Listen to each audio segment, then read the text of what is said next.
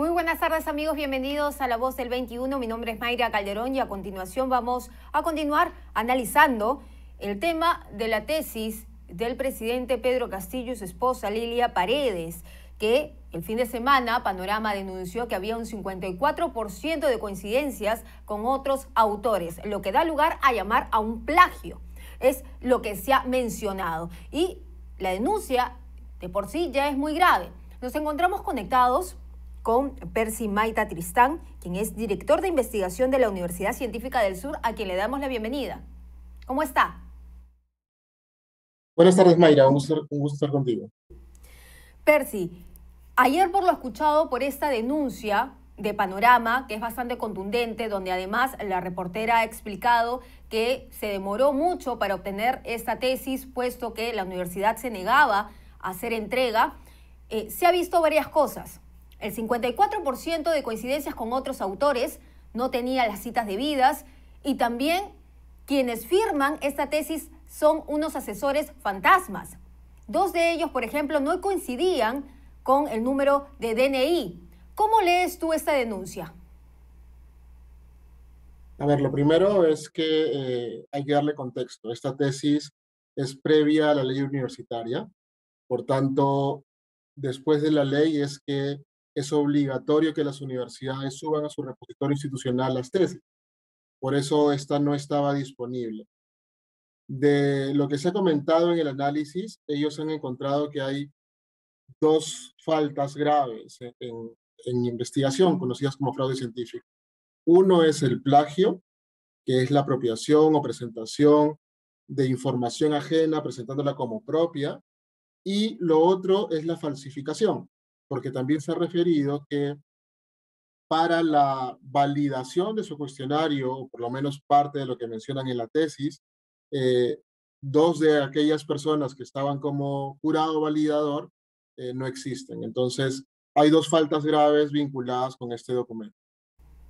En tu experiencia como académico, se han dado, independientemente de quién sea la persona que se está poniendo en tela de juicio la tesis, ¿has visto algunas situaciones similares? ¿Cuánto es lo permitido que haya en coincidencias, en porcentajes, si hablamos de eso, por ejemplo? Lamentablemente, el plagio es muy frecuente todavía en la comunidad académica y felizmente desde que empezó el proceso de licenciamiento y ordenarnos, algunas universidades que no tenían una preocupación por verificar la originalidad de las tesis, ya ahora tienen que hacerlo. Nosotros en la mayoría de universidades lo que usamos son software que nos ayudan a detectar similitud. Uno de ellos es Turnitin, y diferentes universidades tenemos diferentes márgenes. Por ejemplo, en Científica del Sur usamos 10% como máximo para poder subir un documento al repositorio o aprobar un proyecto de tesis. Pero estos números son variables según universidades. Hay algunos que pueden llegar hasta 30%. Pero lo importante cuando uno usa un software no es solamente el porcentaje que te lo dice, sino que tiene que haber siempre la evaluación de un experto que verifique que esto que ha salido como similitud realmente sea plagio. Y por lo que se ha mostrado en el reportaje, por la cantidad de párrafos resaltados por el Turnitin, eh, era cerca del 100% del marco teórico copiado y pegado según lo referido por el reportaje, cosa que es grave. Ahora, ¿qué responsabilidades tú ves aquí teniendo en cuenta el contexto que nos has dado? Que esto se ha hecho o esta tesis fue presentada antes de esta ley que permitía, o que mejor dicho, establecía ciertos parámetros. A ver, lo primero es que el hecho de que la ley universitaria y toda esta regulación que tenemos por SUNEDU ayuda a que este tema de plagio sea menos frecuente, no quita que antes de la ley universitaria el plagio no sea una falta, y es una falta grave.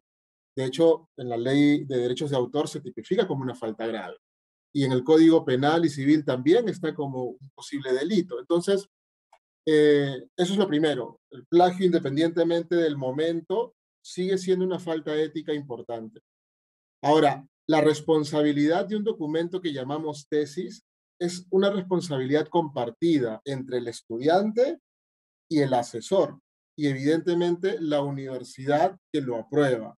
Entonces, esto es importante tenerlo en cuenta. No solamente es falta, en este caso del presidente y su esposa, o hace unas semanas, como se vio algunos ministros, sino también del asesor que permitió ello y de la universidad que no verificó la originalidad del documento para dar un grado. ¿Se puede anular un grado como el de magíster con todos estos antecedentes, con lo que se está evidenciando hoy? ¿Se ha visto algún caso similar? La ley actualmente sí lo plantea. De hecho, eh, en las actualizaciones del Reglamento Nacional de Trabajos de Investigación, sí establece que si se identifica plagio, una universidad puede retirar el título al plagiero. De hecho, varias universidades tenemos eso implementado. Si es que identificamos plagio, sí podemos retirarlo. El problema es con los anteriores.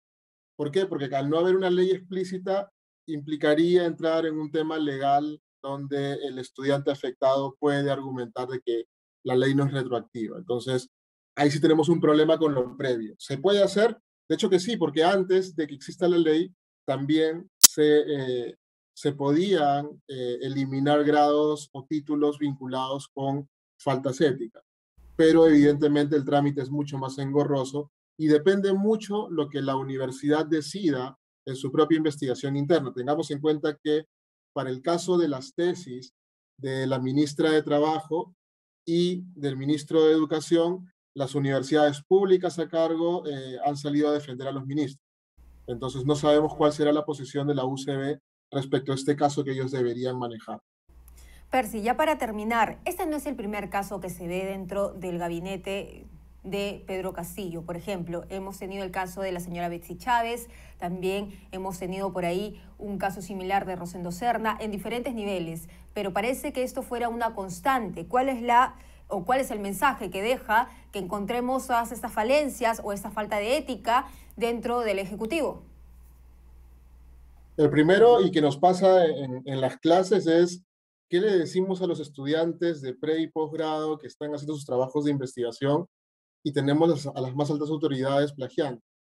Entonces, ahí hay un problema serio, porque ¿cómo abordamos el proceso de enseñanza y aprendizaje cuando vemos que las altas autoridades plagian y no pasa nada? Entonces, ahí tenemos un problema serio. Y en general en toda la cadena educativa, porque se está viendo de que el plagio es aceptado para la comunidad peruana. Y esto sí es grave. ¿Por qué? Porque estamos aceptando malas conductas como normales. Entonces, sí debemos tomar acciones y no debemos quedarnos tranquilos con el hecho de que se normalice una cultura de plagio en el país. ¿Qué debe pasar para ti, para que esto no siga ocurriendo?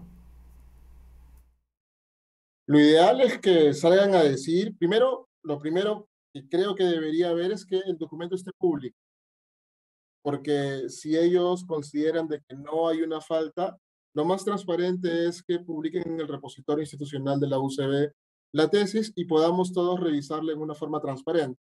Y con ello poder tener mayores argumentos para poder revisar si verdaderamente hubo una contribución de ese trabajo de investigación.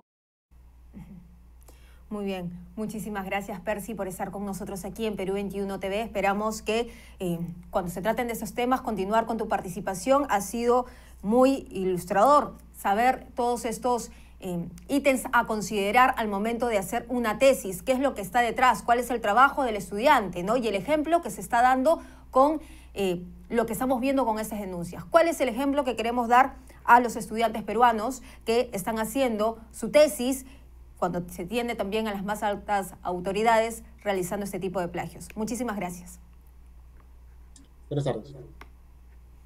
Bien, era entonces Percy Maita Tristán, quien es director de investigación de la Universidad Científica del Sur. Él ha hablado básicamente que además de un programa especial que identifica las similitudes, también esto pasa por un filtro que es de un experto, que se tiene que dar el trabajo de convalidar si lo que se está diciendo en esta tesis es verdadero, es propio del estudiante que ha planteado pues, la tesis o tiene similitudes con otros autores. Vamos a ver en qué queda este tema más adelante. Nosotros vamos a seguir informando.